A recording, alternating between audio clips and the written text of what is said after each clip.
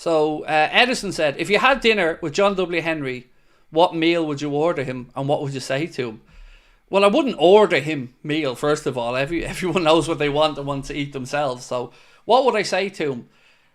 Firstly, I would genuinely try to establish if he cares or if it's an investment, because the conversation goes a very different way however those roads or avenues go. If he tried to say to me that he does care, then I would say, how hungry are you for success? And why are we being so prudent financially? We have the ability to spend, John. Why aren't we spending more? Because I'm open to being convinced, like I've said all along. I don't think that I've all the answers. I'm open to not understanding some things. But this is what I keep talking about: transparency, honesty. So I would try to get to the bottom of what I think their goals are for the club. And do I think that they really do want to win? Like, really want to win? Or is this a matter of their asset appreciating in value? Because I've always said as well, if FSG sell Liverpool, I don't know, whenever, and make 4 billion profit, fair fucks to them. You know, fair play. You make that money at the end, no problem. But what you don't get to do is be shit owners and not invest, hoping that just the sheer force of the Premier League and good managers are going to get you through these situations and keep that asset building. Because while you're a custodian of this football club, you have to do everything in your power to make this club successful. Not milk the media and, you know, form narratives. Genuinely care. Don't be distant owners. Care. Be here or fuck off. It's that simple. That's what I would be saying. You know, if you want to be here and you want to own Liverpool Football Club, then you have a responsibility to the people that came before you and the people that will come after you to make sure that this football club is where it is. And I guess the pushback would be, we've won a Premier League, we've won a Champions League. Yes, but we could have won more. That would be my answer. So yeah, that would be where I'd go with the conversation. He would make you pay for the meal. Look, I'd have no problem paying for the meal. My outlook on them has always been, I do look to what they do with the Red Sox. Not because I think that they're comparable from a business perspective, but I've always said to you, he's from Boston. He lives and works in Boston. He bought the club he grew up loving. And he had success with them. But then he's cheaped it out by the looks of it.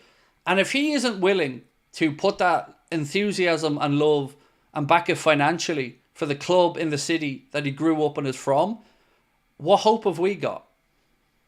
Because he only bought Liverpool for one reason. Because it was a distressed asset that he could pick up on the cheap. Didn't buy Liverpool because he's a lifelong fan that always loved Liverpool. He bought it as an investment opportunity. And yes, they've done good things. They've helped the commercial aspect of the club no end.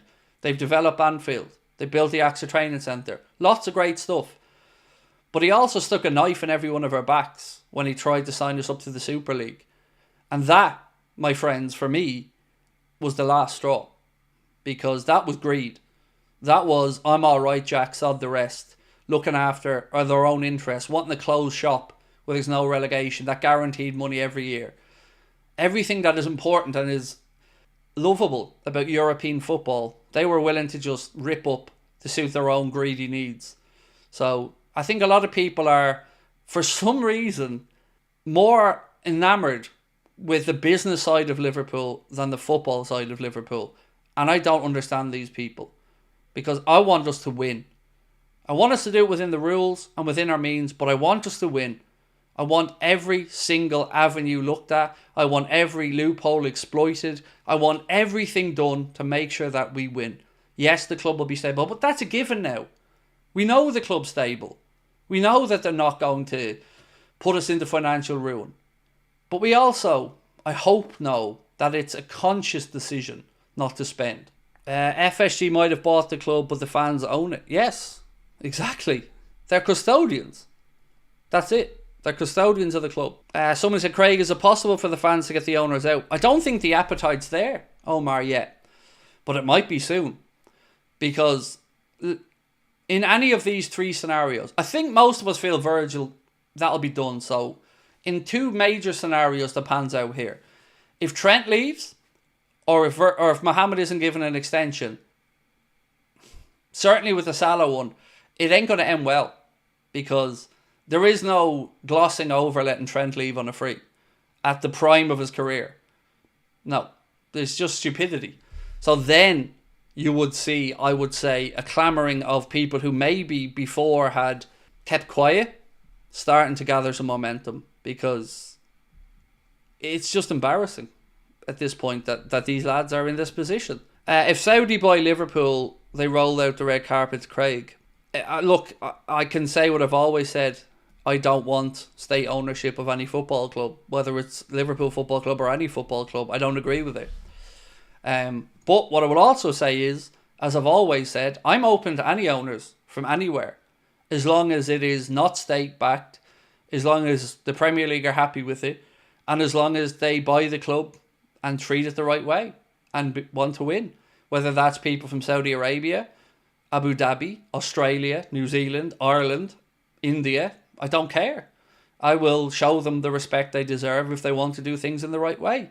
And look, I won't lie, there have been times where I've thought, God, if only FSU did sell the club, then maybe I get a refresh and maybe a new owner would actually give us a chance to understand that we are trying to speak up for the fans and we are trying to be genuine Liverpool supporters, and we will call out stuff we're not happy with, but we're also open to discussing these things if you acknowledge our existence. And look, as I've said to you before, we wrote to the club, asked them twice if we could attend the Jurgen Klopp farewell, buying a ticket, not wanting freebies or anything, just can we please buy a couple of tickets to come over from Ireland, to sit in the crowd and say goodbye to Jurgen. Because Redmen TV, the Anfield Wrap, got sit-downs, a Kirby, interviews with Jurgen, and all we wanted to do was, just sit there and, say goodbye to Jurgen. Blanked, ignored. We wrote a long, heartfelt email asking to try and establish our place in the Liverpool media, and if there are things that the club are unhappy with, to talk to us about them, and we'll address these issues. Ignored. We've requested interviews with Virgil van Dijk. No, sorry, too many commitments. I was threatened before I went over to the Real Madrid game from some season ticket holders that don't want me anywhere near the club. And the head of security for the private firm that worked there said they would pass it along. Never heard that from the club. So, didn't care that I was getting hated on and threatened. So, where's the hate, the anti-hate, the speak up crap? It doesn't apply to me, apparently. So, we've always tried to reach out, build bridges, and be transparent. And we always get ignored. And there's not much more we can do